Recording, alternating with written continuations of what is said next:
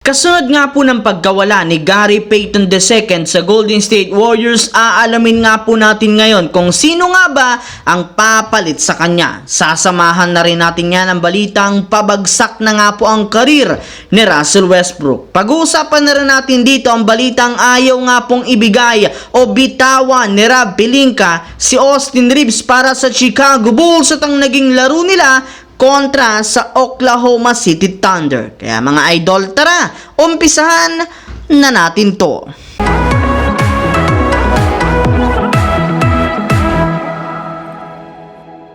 Katulad nga po mga idol ng naibalita ko sa inyo, nagtamo nga po si Gary Payton II ng malalang injury sa likurang bahagi ng kanyang kaliwang binte. Kaya dahil dyan, out na nga po siya sa lineup ng Golden State Warriors indefinitely. Yes mga idol, hindi pa nga alam ng Warriors kung kailan ito makakabalik sa kanilang lineup, pero ang sinigurado nga po nila ngayon, hindi na ito makakapaglaro pa ngayong taong 2023. Para nga po sa kaalaman ng lahat, nag-average nga sana si Gary Payton ng 5.9 points sa 3.1 rebounds sa game, plus napakalaking tulong rin naman nga po ng depensa nito sa kanilang laban, kaya isang malaking dagok ang pagkawala niya sa kanilang lineup. As of now, hinihintay pa nga po ng Golden State Warriors ang sasabihin sa kanila ng mga eksperto kung kailan makakabalik at makakapaglaro muli si Payton II o kung makakapaglaro pa siya sa kanilang lineup ngayong season. Pero kung sakasakali man nga po na tuluyan na itong maging out for the season,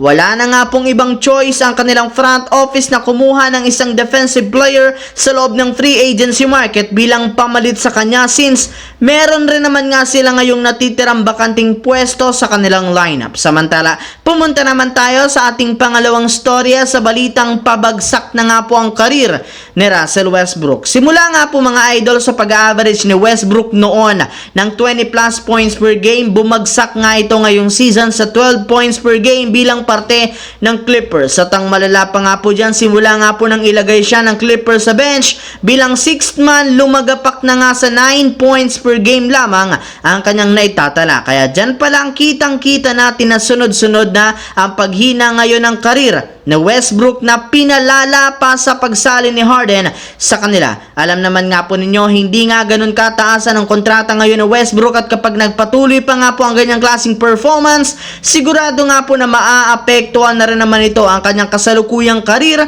sa NBA, gayong posible na wala na sa kanyang kumuha pa sa mga susunod na taon. Habang dumiretso naman tayo sa ating huling storya sa balitang ayaw nga daw pong ibigay ni Rob Pelinka at ng Lakers si Austin Reeves para sa Chicago Bulls at ang naging laro nila sa Oklahoma City Thunder. Naibalita ko nga po sa inyo, isa nga si Austin Reeves sa mga player ng Lakers na gustong makuha ng Bulls bago nila ma-trade si Zach LaVine. Pero ayon rin naman nga po sa ibinulgar na balita ng sikat na insider na si Dave McManamy ng ESPN, kahit gustuhin man nga po ng Bulls na makuha si Reeves, hindi rin naman nga papayag dito ang Lakers. Yes mga idol, tama nga po inyong narinig, ayaw nga po ni Rob Pelinka o front office ng Lakers na i-offer sa kahit anumang kupunan ng kanilang batang player, kahit kapalit man ang isang Zach LaVine. Maaari nga pong ibang player na lamang ng Lakers ang kanilang i-trade, basta't hindi lang si Austin Reeves, since isa nga ito sa pinakamahalagang player sa kanilang kasalukuyang lineup.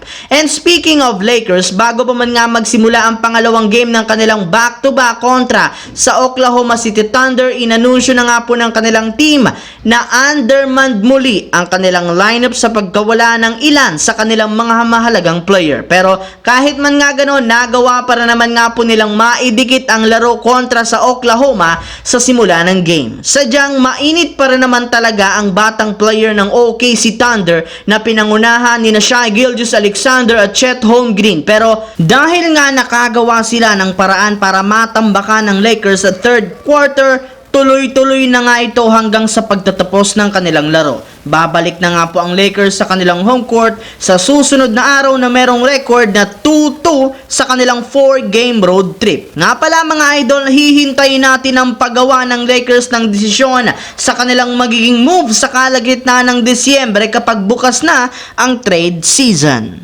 So yun lamang mga idol ang ating bagong balita ngayon na ating pinag-usapan dito. Once again, This is your J-Zone TV. Huwag kalimutang mag-like at syempre mag-subscribe na rin. Pindutin ang notification bell sa akin channel para lagi kayo maging updated sa mga videos na pinapalabas ko. Shoutout sa lahat ng solid J-Zone TV na laging nanonood dyan. Maraming salamat mga idol. Hopefully, nag-enjoy kayo ngayon.